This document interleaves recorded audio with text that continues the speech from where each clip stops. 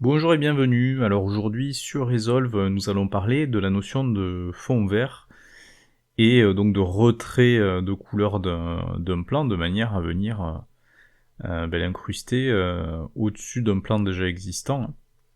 On va faire une incrustation en fait de plan.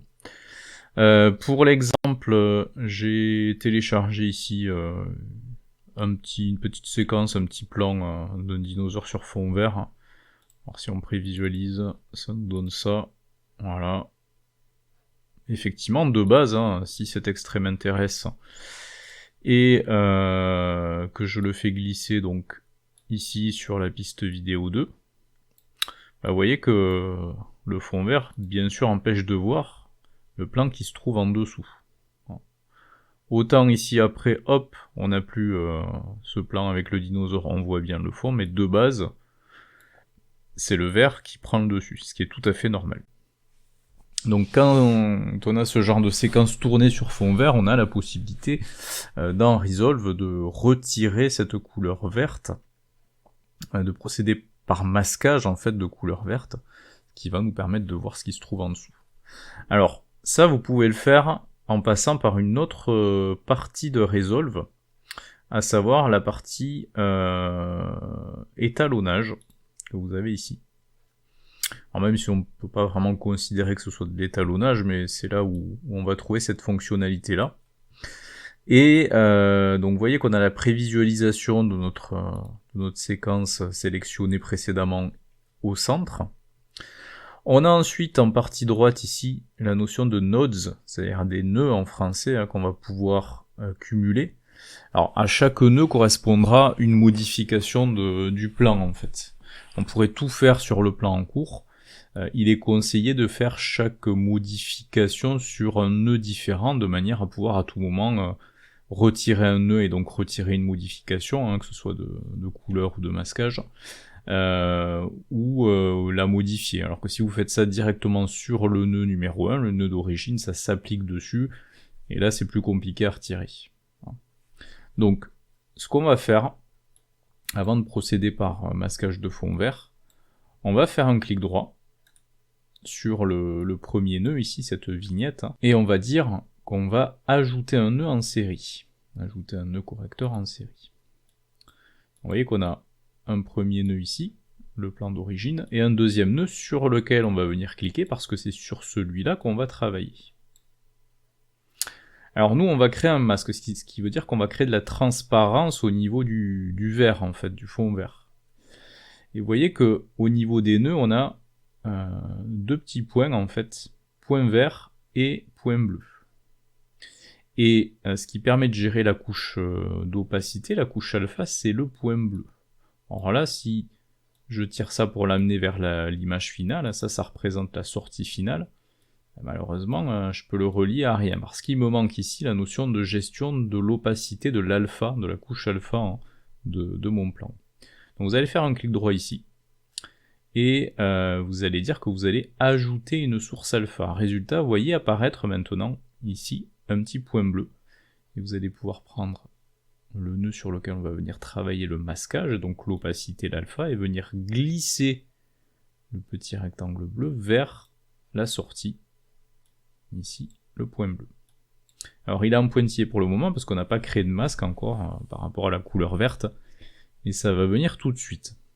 Donc ça c'est la première chose, vous faites ça. Non, vous aviez un nœud d'origine, on a rajouté, via un clic droit, un nœud en série, ce qui m'a donné, hop, cette nouvelle vignette ici. Et ensuite j'ai fait un clic droit ici pour dire j'ajoute une sortie alpha, et je suis venu relier les deux points bleus ensemble. Donc voilà, état des lieux, on est ici, on est sur notre nœud numéro 2. On va venir travailler le retrait de la couleur verte. Alors pour ce faire, vous voyez ici, en partie basse, on a des sortes d'outils, on va dire, qui apparaissent. Et celui qui va nous intéresser pour aller sélectionner la couleur verte de mon plan, c'est la pipette. Donc je vais cliquer sur la pipette, et suite à ça, je vais venir cliquer sur le vert. Alors qu'est-ce qui se passe là, visuellement? il a fait l'inverse un petit peu de ce que je voulais. C'est-à-dire que plutôt que de me retirer le vert, il m'a gardé le vert, il m'a retiré ce qui était pas vert. Mais pour régler ça, tout simplement, on va venir se rendre ici sur couche alpha. Et donc on voit apparaître sous une autre forme ce qu'on a fait là. En blanc apparaît la couleur qu'on a sélectionnée du plan. Et on va dire tout simplement qu'en sortie, ici, on veut activer le masque du vert. Donc là, effectivement, maintenant on voit le dinosaure qui apparaît et plus le fond vert. Sauf qu'effectivement, si on zoome un petit peu, on se rend compte que on a quand même une sorte de petit contour vert qui apparaît. Et ça, c'est quelque chose qu'il faut régler pour éviter effectivement que ça soit aussi visible. Alors pour ce faire, vous avez plusieurs possibilités. La première possibilité, c'est revenir ici sur la pipette et éventuellement avec pipette plus, rajouter à la première couleur sélectionnée la deuxième couleur que vous souhaitez rajouter, celle de la bordure. Et déjà, vous voyez qu'on a quelque chose de beaucoup plus propre qu'initialement, puisque ça a masqué aussi cet élément-là. Alors le faites pas trop non plus, parce qu'autrement vous risquez d'aller sur une couleur qui est présente sur le dinosaure, et à ce moment-là ça va rendre le dinosaure en partie transparent, ce qui serait pas une bonne idée. On a toujours un petit peu de vert là au niveau des dents, alors vous pouvez plus ou moins régler la chose. Par exemple ici vous avez une partie qui s'appelle ajuster le cache, que vous pouvez un petit peu travailler, notamment le nettoyer les blancs, avec si j'agis dessus très légèrement, pas trop autrement, on va trop grappiller sur le dino, mais si j'agis un petit peu dessus, vous voyez qu'on peut encore atténuer cet effet de vert au niveau de la mâchoire. Donc là on n'est pas si mal que ça. On pourrait aussi agir sur la teinte, avoir une teinte plus ou moins sélective, pour encore atténuer cet effet un peu vert sur les bords, mais au risque encore une fois de grappiller un peu trop sur l'intérieur du dinosaure. Donc là on a un rendu qui est pas si mal que ça. Alors la saturation aussi on pourrait plus ou moins la changer. Je pourrais prendre un peu plus au niveau de la saturation du vert. Bon voilà, ça change pas grand chose, le vert était déjà assez uniforme on va dire à la base. Donc là on a un rendu qui est pas mal. Et donc encore une fois on a ça sur ce nœud là. C'est-à-dire que si je me dis non, en fait je veux plus de ça, je veux plus de ce nœud, je veux plus du retrait du fond vert, mais il suffira de prendre le nœud, de le supprimer avec la touche Supr, et on récupère le plan d'origine, on n'a pas altéré le plan d'origine. Sur chaque nœud on peut avoir un travail différent dans cette partie étalonnage. Alors ça c'est du masquage par fond vert. Alors, si je reviens d'ailleurs sur la partie montage, on a directement le rendu final. Voilà ce que ça peut donner. On a un autre type de masquage possible, toujours dans la partie étalonnage, qui passe par cet outil-là, qui va nous permettre tout simplement de venir créer à la main un masque, soit rectangulaire, soit elliptique, soit par forme, via la plume. Et là c'est pareil, ce que je vais faire, je vais rajouter un nœud en série, pour faire ce travail sur un nœud à part. Le voilà. Alors pensez bien à relier l'alpha en série aussi. Vous voyez, je pars de ce que j'ai fait sur le fond vert, je le relie à la partie alpha de ce nouveau nœud, qui lui-même va être relié à la sortie alpha. Et en étant sur ce nœud numéro 3, je vais pouvoir travailler un masque. Alors, je veux dire que je vais retirer par exemple la tête du dinosaure. Vous voyez. Alors plutôt que d'utiliser lui ou lui, je vais utiliser carrément la plume. Donc je vais cliquer ici sur la plume, vous voyez qu'elle apparaît en rouge. Et je vais tout simplement Alors je vais peut-être avant ça me placer en début de séquence. Voilà. Je vais tout simplement venir, hop, créer un masque. Et vous voyez que là, par défaut, c'est un peu comme ce qu'on avait pour le fond vert. Hein. Ce qui est masqué, c'est ce qui n'est pas à l'intérieur de la forme que j'ai tracée. Mais vous pouvez, hein, sur cet outil, cliquer sur ce premier item, cette première icône, et vous voyez que ça intervertit en fait le fonctionnement. C'est-à-dire que c'est ce qui n'est pas dans la zone tracée qui est visible. Après, si on visualise cet extrait, on se rend compte que, vous voyez, à certains moments, j'ai la tête du dinosaure qui dépasse de mon masque. Donc, ce qui pourrait être bien, c'est de définir un mouvement de certains points sur certaines images, de manière à ce que ça vienne toujours couvrir la tête du dinosaure.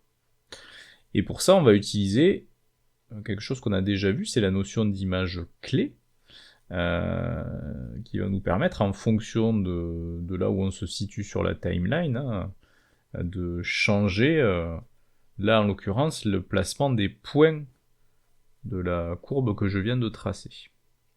Alors on est sur le nœud 3, vous allez localiser ici l'emplacement image clé, en bas à droite, et vu qu'on est sur le nœud 3, c'est correcteur 3 qui nous intéresse. Donc si on déroule correcteur 3, on va trouver plusieurs choses, et ce qui correspond ici à ma plume, c'est ce qu'ils appellent eux le PW curve, la courbe. Si on avait été sur le rectangle, ça aurait été PW linéaire, PW polygonal, pardon. Si on avait été sur l'ellipse, ça aurait été PW circulaire.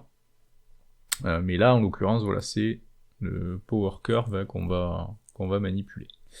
Et pour dire je veux activer les images clés dessus, tout simplement, je vais cliquer sur le petit losange ici présent, ce qui me permet maintenant de travailler en image clé sur cette courbe.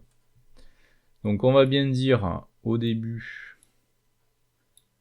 et jusqu'ici, j'utilise la flèche de gauche ou de droite pour avancer image par image.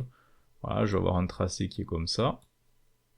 Et vous voyez que le fait de bouger ici mes points, ça m'ancre une image clé à cette étape-là, à cette image-là. J'avance ensuite, et ici vous voyez que on voit déborder le dinosaure. Donc je vais bouger mes points ici, de manière à ne plus voir dépasser le dinosaure. Et résultat, il m'a recréé une image clé juste ici. Donc résultat, si je reviens en arrière avec flèche de gauche, hop, là on a notre forme de départ, et vous voyez que si j'avance frame par frame avec flèche de droite, hop, on se rend compte que les points remontent jusqu'à avoir la forme qu'on a définie à cette étape-là. Et je pourrais de la même manière faire bouger aussi le bas de la forme. C'est-à-dire, hop, ici on est comme ça, et ici on essaie de suivre un peu le mouvement du cou.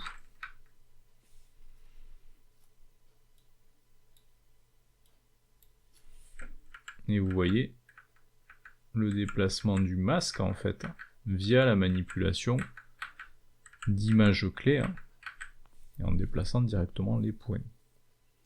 Donc là on fait presque du image par image, hein, mais ça peut arriver des fois qu'il y a des petits morceaux sur un fond vert qu'on puisse pas réellement récupérer et on va dire associer au fond vert, ou juste parce que le fond vert a un défaut avec une tache par exemple, vous pouvez tout simplement créer un masque de manière plus traditionnelle pour venir retirer ce morceau-là de votre plan. Et si vous revenez sur montage, on voit effectivement ce que ça donne en résultat. Alors là, le coup des images clés, j'aurais dû le travailler pour tout le plan, hein. Je l'ai fait que pour quelques images de ce plan-là. Donc voilà pour ce qui était de la notion de fond vert et donc de masque. Et on se retrouve très prochainement pour une nouvelle vidéo.